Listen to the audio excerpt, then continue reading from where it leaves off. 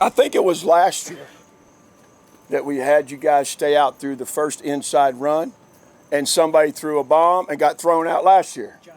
Johnny Dixon. Appreciate you doing that again. It's all just part of theatrics. Yeah, we planned it all. You know, Keyshawn's one of our hardest, most aggressive guys. Great motor. You know, he's had some issues in the past. We're trying to get him over the hump. He's a lot better. He just lets it get the best of him. It's so important to him. He plays so hard, but we can't have it.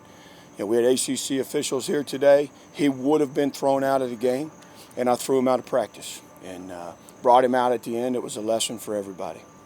Questions? It got kind of intense right after that and during that play. I mean, is that unusual for day 3? And as a coach, do you like to see that?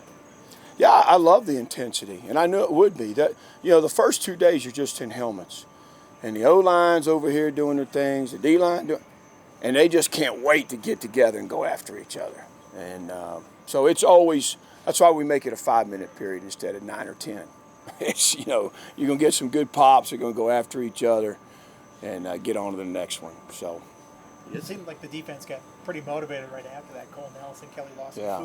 Fuga's always like that, but do you like to see that sort of? Absolutely. You know, right now I'd say they've set the tone in these couple of practices. The offense bounced back in a couple of areas today, particularly down in the red zone. But you know, every competitive period today, from pass rush to red zone to open field Skelly, everything was really competitive. That's what I look for. I hate to see lopsided periods where somebody just kicks the snot out of somebody else. But the defense, their energy, you know, led by Coach Marv and the staff, they brought it today for sure. What is your first week message for this team, and what do you want to impart on these guys as they start this? Yeah, you know, this first mini camp, it was about getting our install, getting up to speed so that we could execute when we get the pads on. Let's get everything taught. There's a lot of install early in the camp so that we got it in, we're repping it, we're working it. Now when we get to scrimmage reps and good healthy team reps, we got the package that we need to make sure we're working the right things. You know, we never get away from fundamentals, we never get away from competition, we never get away from one-on-one battles, but in the end, that's what we hope with mini camp 1. Let's be able to get into this next mini camp. We got all this meeting time tomorrow and film. Let's come out here on Sunday ready to go, and let's, you know, really we can take a big step forward with camp. Nelson went with Keyshawn to the locker room, and did you like that out of him as a senior, trying to calm him down and get his mind in the right space? Yeah, I'm glad you bring that up. Cole has been an outstanding leader the entire summer. He's had the lunch pail.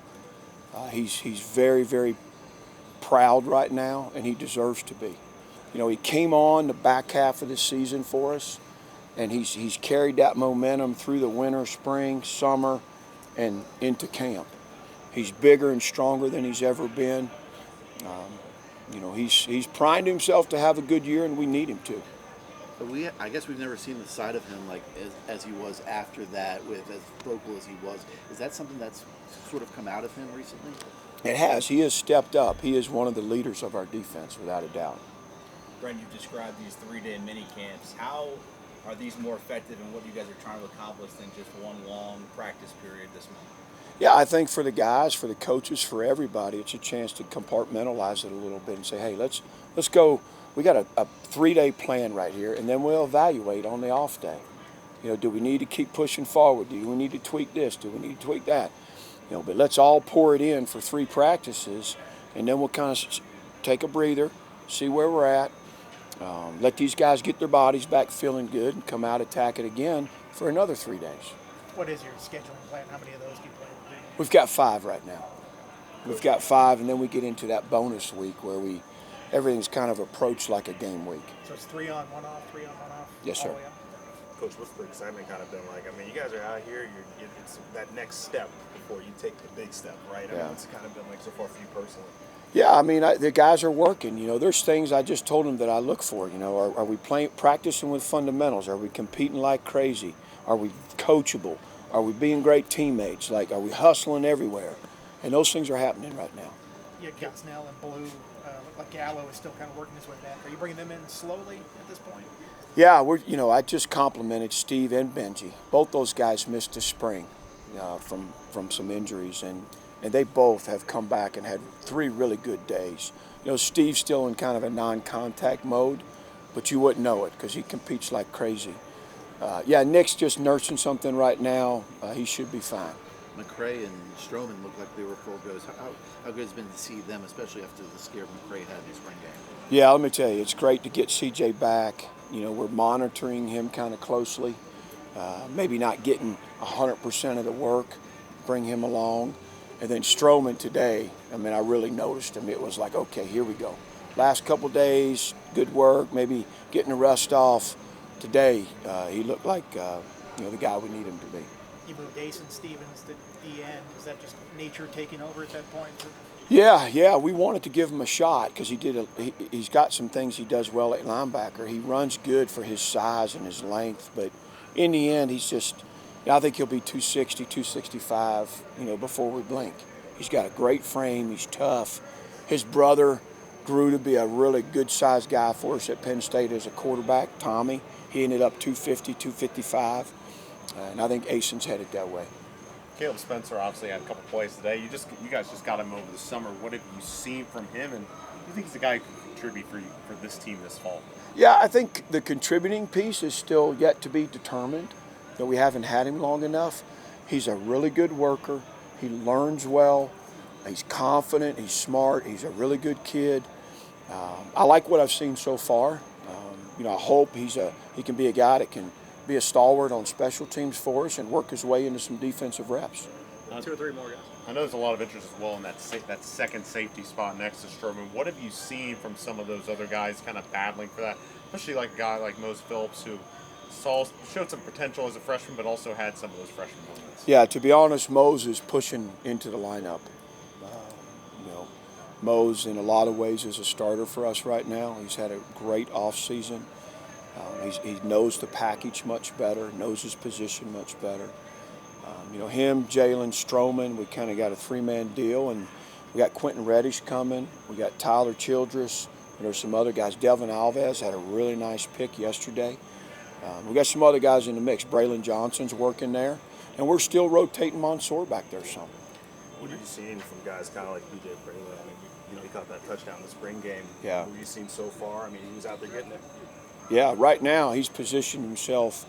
He's in a battle for that third spot behind Bayshaw and Malachi. It's not going to be, it's not a surprise to me if he wins the job. He's done some good things.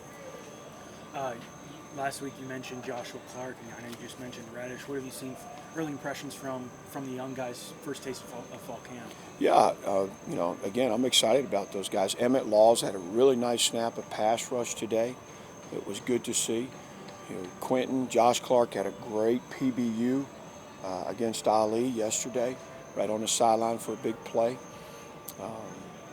There's several guys that Gabe Williams had a really nice.